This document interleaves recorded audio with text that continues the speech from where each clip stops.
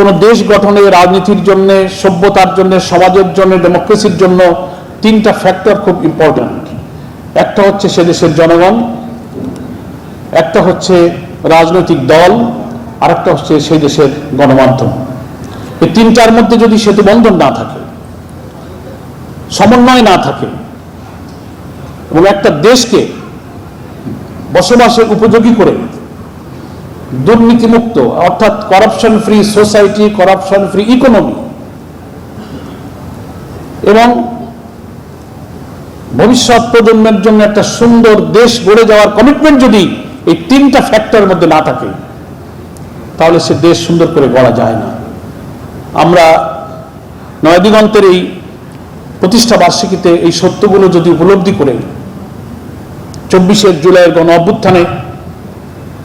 বাংলাদেশে যে রাজনৈতিক পরিবর্তন এসেছে, আমাদের সোনার ছেলেরা